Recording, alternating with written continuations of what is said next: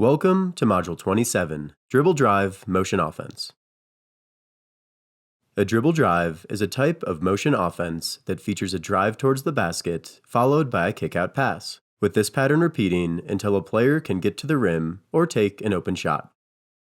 Before getting too detailed, here are some big picture pieces about a dribble drive. As always, please allow us to set the stage for this module. You can move on when you're ready. The first example will show a good dribble drive possession, one you may have seen in the introduction module, with the blue team in a 5-out. The offense is initiated with a handoff, and the player now with the ball begins to make an aggressive drive downhill. We can see at this moment he is directly engaged two defenders, and has also drawn in a third. This is a great start to the offense. As he makes a kick-out pass to a teammate, we can see the player does well to recognize he doesn't have a shot, and instead begins to drive downhill. And again, we can see multiple defenders for white having to shift around and focus their attention on the ball. We can also see great spacing from the blue team, spread out wide around the arc, stretching out the defense to create gaps. This time, as the kick-out pass is made, the player recognizes that his defender was helping on the drive and is too far to close him out, opening up the possibility for a shot.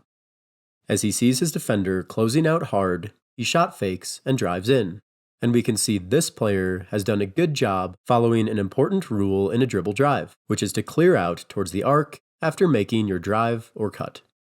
Additionally, the player recognizes that his defender is completely focused on the ball, which leaves space in the corner and leads to a wide open shot.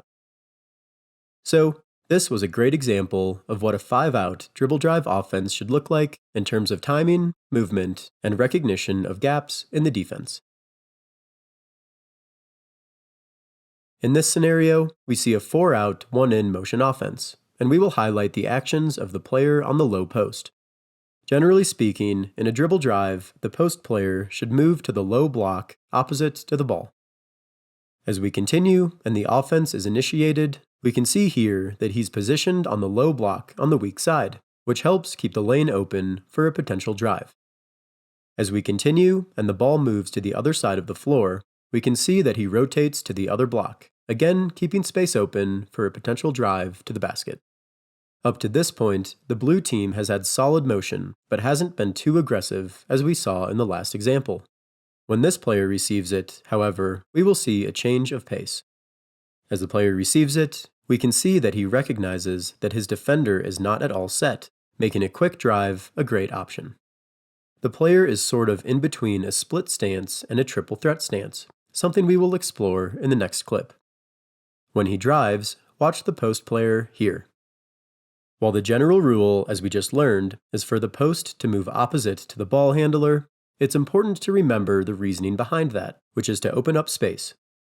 In this case, moving across would simply crowd the lane, while popping out here is likely to force his defender to either slide out with him and open up the lane, or hold his ground as we see him doing, providing an opportunity for a quick dish.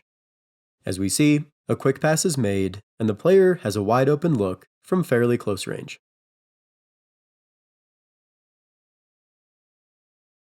In this last example, we'll focus on the concept of attacking gaps, and also look at proper catching technique.